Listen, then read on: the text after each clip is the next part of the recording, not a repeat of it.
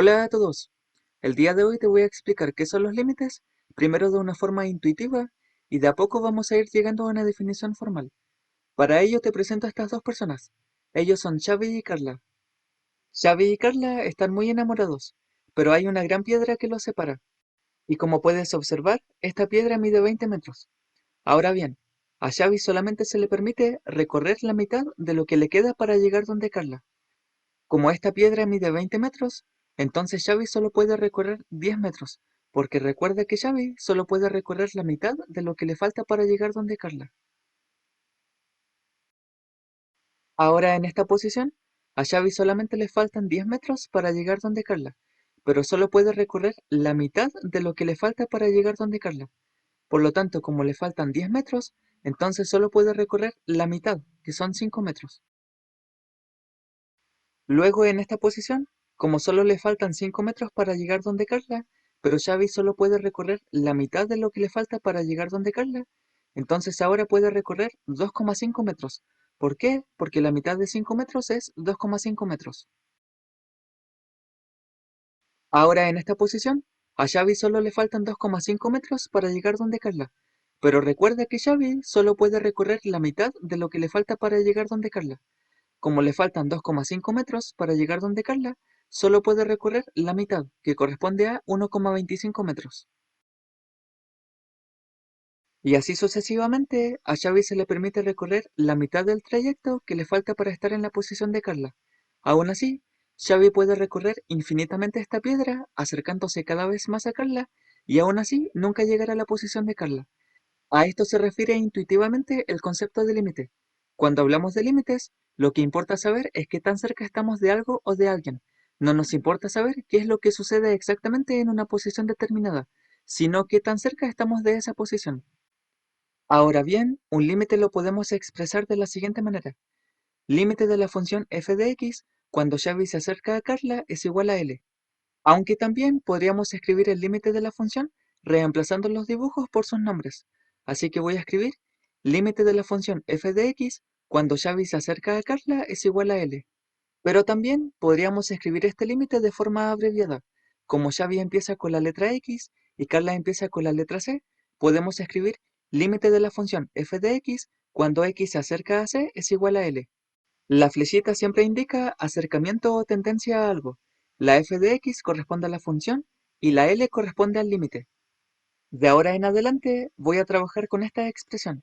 Límite de la función f de x cuando x se acerca a c es igual a L.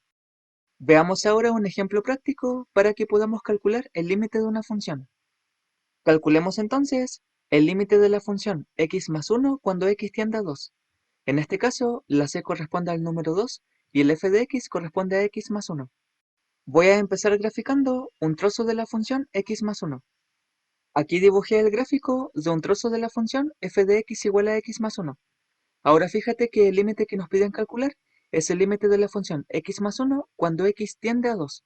Como nos dicen que x tiende a 2, yo tengo que ver qué es lo que sucede si tomo valores cercanos a 2. Voy a empezar tomando valores cercanos a 2 por la izquierda, o sea, valores que estén antes del 2. Veamos, por ejemplo, qué sucede si x es igual a 1. Para ver qué es lo que sucede si x es igual a 1, simplemente reemplazo las x de la función por el número 1. Entonces me queda f de 1 es igual a 1 más 1. Y como 1 más 1 es 2, significa que cuando x vale 1, f de x vale 2.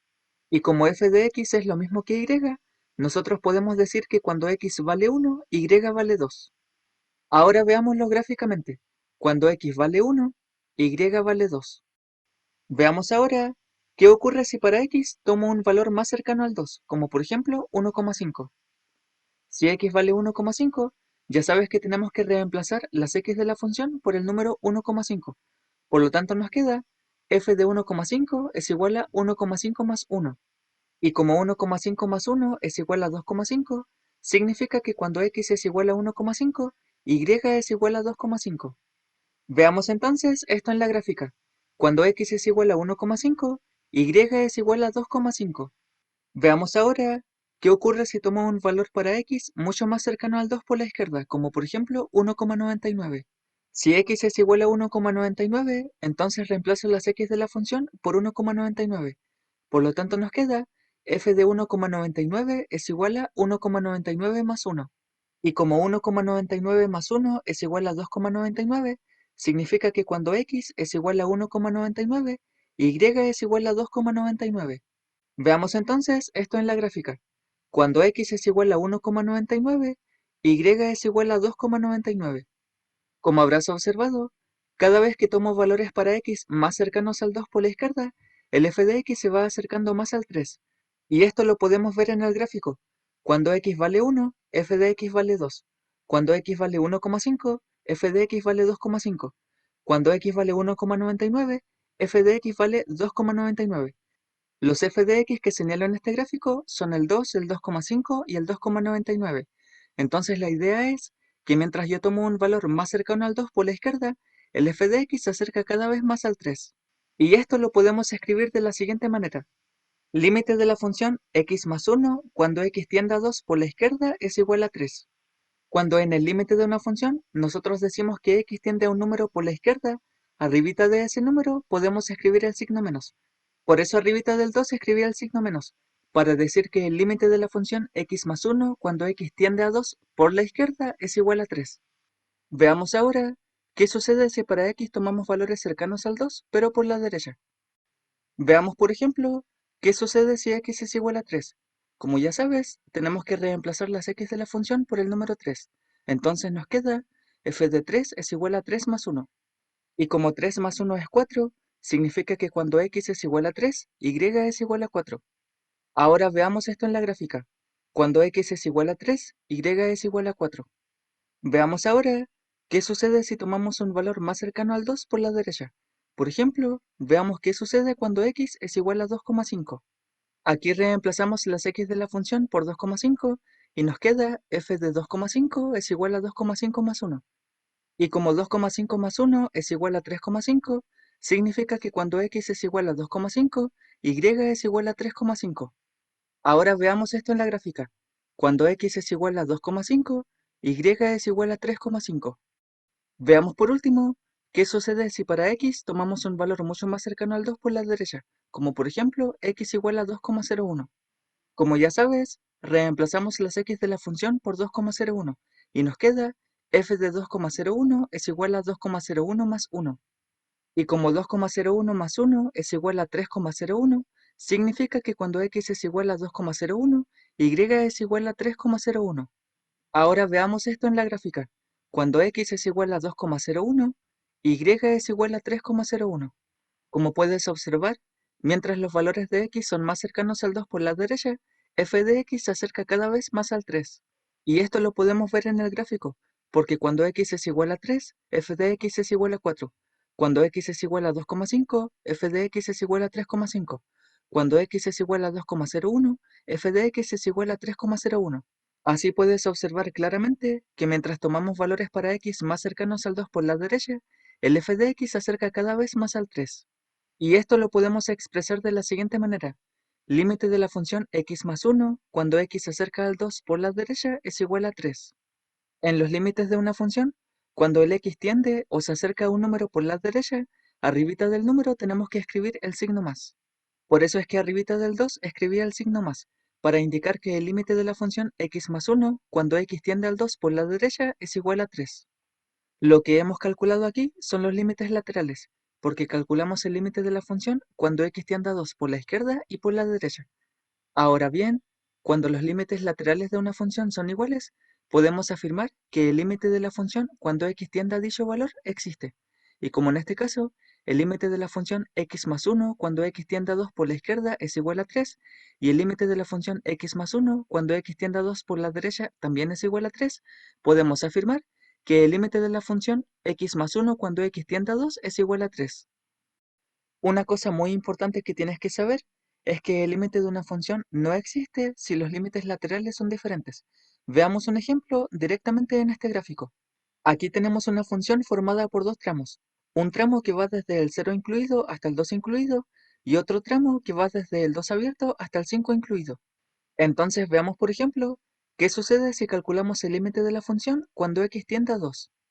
Para saber esto, tenemos que calcular los límites laterales de la función. Veamos primero ¿Qué sucede si calculamos el límite de la función cuando x tiende a 2 por la izquierda? Como puedes observar, si x se acerca al 2 por la izquierda, f de x se va acercando al 2. Por lo tanto, el límite de la función cuando x se acerca al 2 por la izquierda es igual a 2. Calculemos ahora el límite de la función cuando x se acerca al 2, pero por la derecha. Mira muy bien lo que sucede. Como puedes observar, cuando x se acerca al 2 por la derecha, f de x se acerca al 4. Por lo tanto, el límite de la función cuando x se acerca al 2 por la derecha es igual a 4. Y en este caso, como los límites laterales de la función son diferentes, ya que un límite lateral de la función dio como resultado 2 y el otro límite lateral de la función dio como resultado 4, podemos afirmar que el límite de la función cuando x tiende a 2 no existe. Ahora voy a proceder a explicarte la definición formal de límite. Esta definición establece que el límite de la función f de x cuando x tiende a c es igual a L si para todo epsilon mayor que 0 existe un delta que depende de epsilon que también es mayor que 0, tal que si x pertenece al intervalo abierto c menos delta, c más delta con x distinto de c, entonces f de x pertenece al intervalo abierto L menos epsilon, L más epsilon. Esta definición parece muy enredada, sin embargo cuando veas el gráfico de una función, estoy seguro que lo vas a entender mucho mejor. Aquí tenemos el gráfico de una función. En este plano voy a empezar marcando un punto C en el eje X. Fíjate que aquí tenemos una función que no está definida para X igual a C. Recuerda que C corresponde al valor al que tiende X. Ahora voy a trazar una línea vertical desde C hasta el circulito que nos indica que esta función no está definida para X igual a C. Y ahora voy a trazar una línea horizontal desde el circulito hasta tocar al eje Y. Ese punto donde tocamos al eje Y corresponde a L, y L es el límite. Ahora fíjate en la parte de la definición formal que dice que f de x pertenece al intervalo abierto L menos epsilon, L más epsilon. Epsilon corresponde a cualquier número mayor que 0. Entonces, ¿qué voy a hacer ahora en el gráfico? A partir del límite voy a tomar una distancia epsilon. Para ello voy a empezar marcando otro punto arriba del límite en el eje Y. Entonces, la distancia que hay entre estos dos puntos corresponde a epsilon. Y como puedes observar, la distancia que hay entre esos dos puntos es evidentemente mayor que 0. Por eso yo puedo tomar esa distancia epsilon. Recuerda que epsilon tiene que ser sí o sí mayor que 0. No puede ser igual a 0, solo puede ser mayor que 0. Ahora bien, como la distancia entre esos dos puntos es epsilon y yo marqué un punto arriba del límite, podemos afirmar que el punto superior corresponde a L más epsilon. Ahora, si yo tomé una distancia epsilon desde el límite hacia arriba, también tengo que tomar una distancia epsilon desde el límite hacia abajo, y tiene que ser la misma distancia. En resumen, la distancia epsilon que tomamos hacia arriba del límite, tenemos que tomarla ahora hacia abajo del límite. Aquí marqué un punto, de tal manera que la distancia de L hasta ese punto también fuese epsilon. Entonces, en este caso, como tomé una distancia epsilon desde el límite hacia abajo, podemos afirmar que el punto que se ubica en la parte baja corresponde a L menos epsilon. Fíjate entonces que en la definición formal del límite aparece que f de x pertenece al intervalo abierto L menos epsilon, L más epsilon. Y aquí ya graficamos L menos epsilon y L más epsilon. Según la definición, f de x solo puede moverse en el intervalo abierto L menos epsilon, L más epsilon. Ahora vamos a buscar las preimágenes de L más epsilon y de L menos epsilon. Empecemos buscando la preimagen de L más epsilon. Para ello simplemente tenemos que trazar una línea horizontal desde L más epsilon hasta tocar a la función. Luego, desde el punto donde tocamos a la función, trazamos una línea vertical hasta llegar al eje X. Y ahora buscamos la preimagen de L menos epsilon. Hacemos exactamente lo mismo. Trazamos una línea horizontal desde L menos epsilon hasta tocar a la función. Y luego desde el punto donde tocamos a la función, trazamos una línea vertical que llegue hasta el eje X. Aquí lo que tienes que saber es que la distancia que hay desde C hasta la preimagen de L más epsilon es igual a delta. Aquí marqué el punto correspondiente a la preimagen de L más epsilon. La distancia del punto C hasta el punto que se ubica a la derecha corresponde a delta. Entonces, como en este caso, marqué una distancia delta desde C hacia la derecha, podemos afirmar que el segundo punto corresponde a C más delta. Luego, la distancia que hay desde C hasta la preimagen de L menos epsilon también es delta. Aquí marqué el punto correspondiente a la preimagen de L menos epsilon. Entonces, como te mencionaba, la distancia que hay desde C hasta el punto que se ubica a su izquierda corresponde a delta.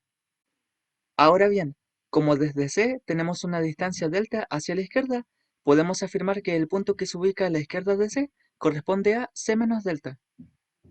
Ahora fíjate en la parte de la definición que dice que X pertenece al intervalo abierto C menos delta, C más delta con X distinto de C. Según esta definición, si X pertenece al intervalo abierto C menos delta, C más delta con X distinto de C, entonces f de X pertenece al intervalo abierto L menos epsilon, L más epsilon. Veamos si esto es cierto. En el gráfico voy a tomar una X perteneciente al intervalo abierto C menos delta, C más delta con X distinto de C. Aquí tomé una X perteneciente al intervalo abierto C menos delta, C más delta con X distinto de C. Ahora voy a encontrar la imagen de X. Entonces desde X trazamos una línea vertical hasta tocar a la función y luego desde el punto donde tocamos a la función trazamos una línea horizontal hasta tocar al eje Y. Ese punto donde tocamos al eje Y corresponde al f de X. Y fíjate que el f de X está contenido en el intervalo abierto L menos epsilon, L más epsilon. Con esto puedes entender mucho mejor la parte de la definición que dice que si X pertenece al intervalo abierto C menos delta, C más delta con X distinto de C, entonces f de X pertenece al intervalo abierto L menos epsilon, L más epsilon. Veamos otro ejemplo. Voy a tomar una X distinta de C perteneciente al intervalo abierto C menos delta, C más delta. Aquí tomé otra X perteneciente a dicho intervalo. Entonces ahora voy a encontrar la imagen de X. Para ello, como ya sabes, tenemos que trazar una línea vertical desde X hasta tocar a la función. Y luego desde el punto donde tocamos a la función, trazamos una línea horizontal hasta tocar al eje Y. Ese punto donde tocamos al eje Y corresponde al f de X.